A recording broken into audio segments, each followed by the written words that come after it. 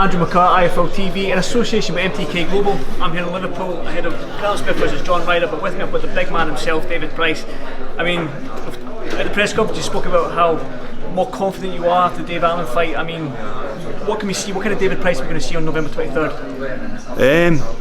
I'm just going to enjoy it like I did the last fight, and you know, I think I give myself the blueprint in the preparations for my last fight of how to go about my business in the build up to the fight, how to prepare mentally and physically. I think I got everything right, and then it's just a matter of adapting to the opponents with the tactics and the strategy. But you know, like I said, I'm enjoying it again. I'm looking forward to going to the gym. There's a great vibe in the gym amongst the lads. You know, it's a young team. There's a lot of good energy.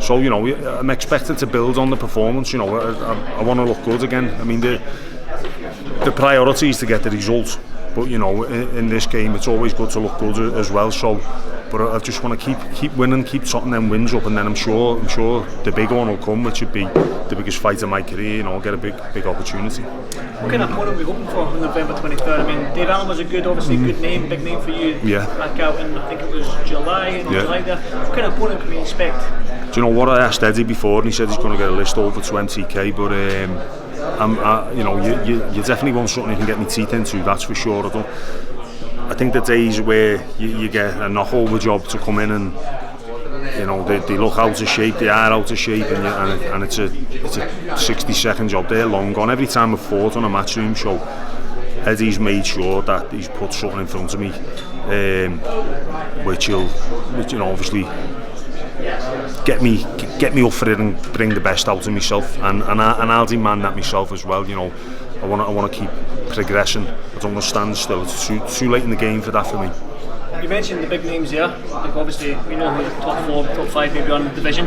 How many fights are you away from this then? You think maybe a couple more fights, like what you faced Dave Allen sort of names going forward? I couldn't tell you. Do you know, one of the things I haven't done is sat down and look through the list of heavyweights and go, right, I want to fight him, because the position I feel like I'm in is that if they're looking for a dance partner, pick up the phone, and you know, if it's the right fight for me, and I see it as risk reward, you know, compatible, I'll take the fight.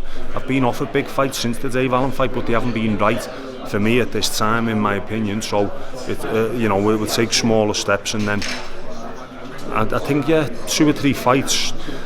The thing is with the top names, if they don't fight each other, they need to fight someone else, and I want to go into that category if there's someone else. Eddie said that you're one of the names that when your name is mentioned, they go, maybe. Yeah. But that, high risk versus reward thing. Of course, yeah. But like I said, if I keep winning, you know, I'll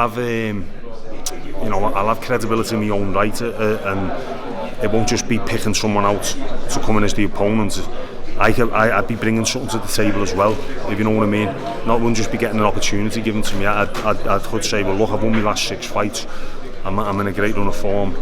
That's what I'd be talking about at that stage. But for now, it's a matter of taking one fight at a time and keep winning. You're definitely beyond the domestic level now, aren't you? You're definitely up there with sort of like, I don't know, the French. I've done the domestic. I've done the British title, the Commonwealth titles. I've done all that in the past. So, you know, there's good domestic level fighters in the country, but you know, I think I'm 9 with the WBA now, so I want to try and crack this world level where I've tried in the past and I've fell short, but I feel now I'm coming, you know, I feel I'm at my peak. Like I said before the last fight, I'm at my peak as a man, I'm at my peak as a fighter. You know, I think now's the time when you'll see the best of me. Obviously, I've got to talk about the heavyweight division if you don't mind. And obviously, Joshua versus Ruiz too. I don't know if you gave your opinion yet on that fight. Just what's your thoughts on that? I think Anthony Joshua was going to win this fight. You know, he lost the fight in New York, fair and square. Andy Ruiz was the better man on the night, but I think this time round, I think Joshua will box a smarter fight. You know, I think I've seen someone say David Haney tells him he needs to watch Lennox Lewis. If he's going to watch Lennox Lewis versus David Tua, and that'd be a great way to fight Andy Ruiz. Just keep it long. Is that a tough round for you, Joshua? Yeah, I'd say watch Lennox Lewis versus Andy Ruiz if you're listening. But yeah, it's worth watching because, you know, similar statures, similar builds, and you know, it's just about picking points up, landing the cleaner punches, winning the downs. If he gets close, tie him up. Obviously, it's easier said than done. You know, if it was that easy, I'd be world champion now, but I'm not. But you know, theoretically speaking, I think he could do worse than watch that fight and pick some bits up from that. And I hope he wins, and I think he will. What are your thoughts about? I don't know if you've seen the news coming out from Mexico. They've written Anthony Ruiz asking him to become part of the Mexican boxing team for the 2020 Olympics. What's your thoughts on that? He's going to go to the Olympics. Well, the Olympics, he's basically said it would be a good sort of, he would like to do it because obviously Mexico hasn't had an Olympic medal in so many years. Yeah. So now you're allowed professionals to fight in the Yeah, no, he wouldn't win it. He wouldn't win it. No. He wouldn't win it. It's too much. It's too different. 3-minute rounds. Fraser Clark had boxed his head off for 3-minute rounds, I think. You know, the Russians and everyone else who were fighting at that higher intensity for a shorter period.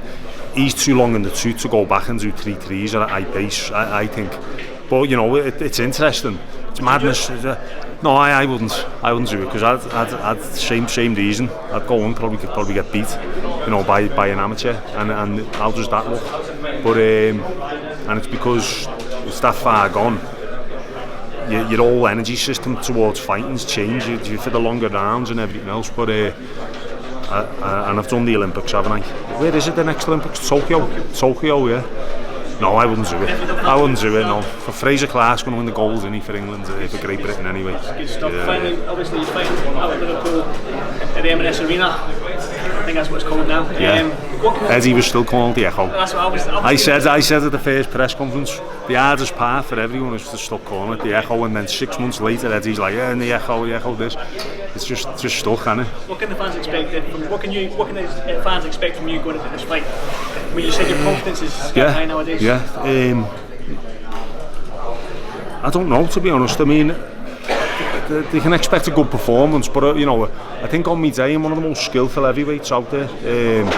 Technical wise and well schooled, you won't find many better than me. So I'll put that together and see if people enjoy it and appreciate it. And hopefully I'll get a knockout win to boot to put the ice on the cake. But I think it's an exercise in itself for me fighting at the arena, because I'm gonna have all the locals there, all my family and friends, and you get that energy at the side of the ring and the atmosphere. I'm looking forward to keeping cool during that and using it as an exercise. But you know, we'll see who's in front of me as well, because you know, could be a real tough night for me. So either way, as long as I win, whether I get rounds in, whether I knock someone out, it's win-win. I won't keep you much longer because my shoulder's absolutely killing me holding this camera up. But thanks so much for this fight. Thank you, mate. Thank you very much, man. Thank you. Cheers.